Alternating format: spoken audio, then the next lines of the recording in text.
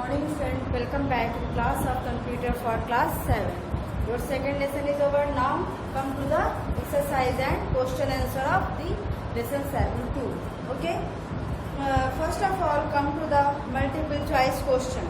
First question is resembles a fill in the blank sheet. There is 3 options, you have to choose one. So your correct option is form.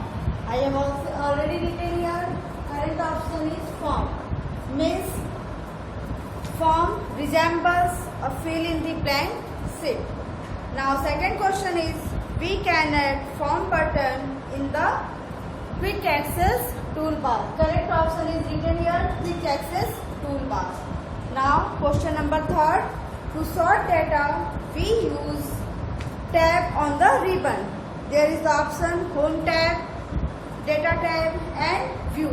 You have to write the data tab. Next question is a quick way to find a set of data in a range. Your answer is filtering, that is already written here, filtering. Okay. Question number 5. The subtotal option is present in the which group of data tab? Your correct option is outline group of data tab. Now your number B, fill in the blanks. Fill in the blanks. Number 1, the data remains in an organized order in a database. Okay. Your correct option, your correct fill in the blanks is database. Second number, the name given to each dash of a database is called field name. Your answer is column. Okay, the name given to each column of a database is called field name. Number 3, to perform multi-level sorting, click on the add label button. Click on the add label button. Now number 4 is a way to filter data based on some specific condition. Your answer is custom filter. This one is a custom filter. Number 5 is a tool for summarizing presenting the data. Summarizing and presenting the data. That is the consolidating is a tool for summarize and presenting the data. Now number C, answer the following question. First question is list any 3 advantages of database. Answer is here. 3 advantages of database: easy retrieval of data, reduction of data redundancy, and easy sharing of data that I have already told you in the previous video. There are so many advantages, you have to write any 3. Now number 2, define field and record. Field, each type of data is a record. In a record, it is stored in its column. That this is called a field. Okay, this is called a field. Now next is the record. Excel stores the related entries in its row. This row is called record. Now number 3, define form and write the step to add form button to the quick access toolbar. Form, I have already defined you in the previous videos. What is a form? Form is a way to enter data into the database. Once data entered, it gets saved directly to the database.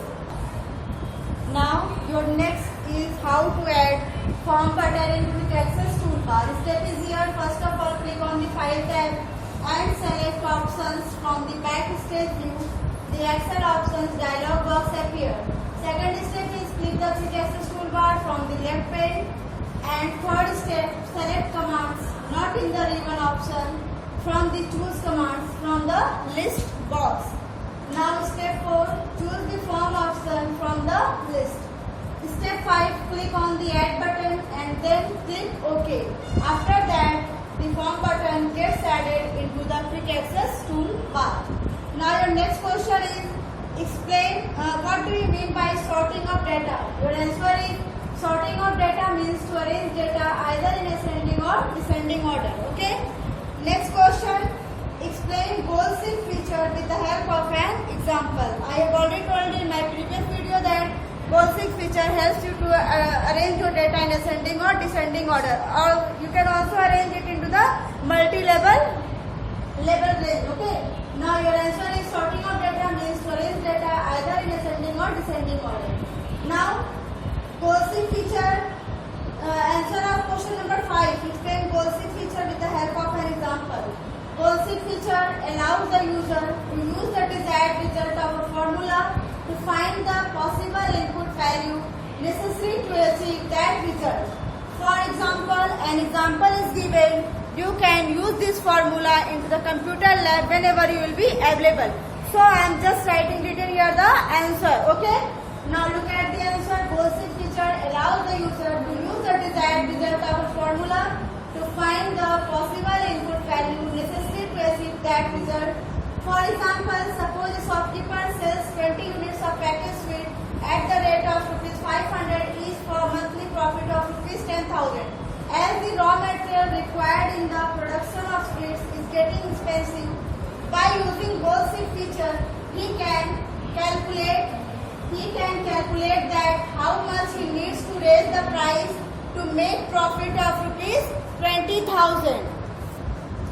Now your next question is, what is the use of subtotal feature in Excel? Write the steps to use subtotal option. So your answer is here. Subtotal feature helps user to use statistical features, that is sum, average, count, minimum, maximum and product on group of data repeatedly in column. And the steps to use subtotal feature are: enter the data, sort the data month by select any cell. Step 2, click on the data tab, select subtotal button from outline group. The subtotal dialog box appears. Now your next step, select month from add is change in drop down list. Step 4, select some functions from use functions drop down list.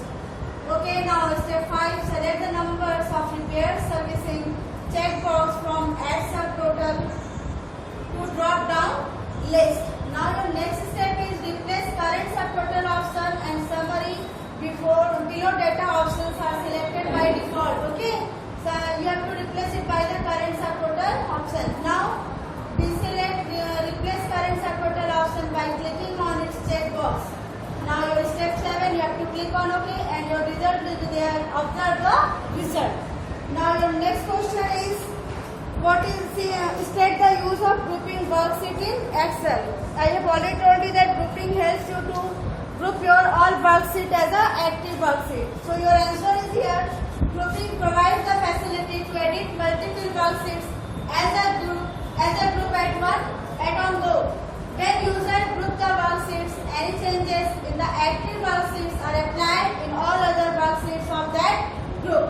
So I think all your exercise questions is over. Only one question is left.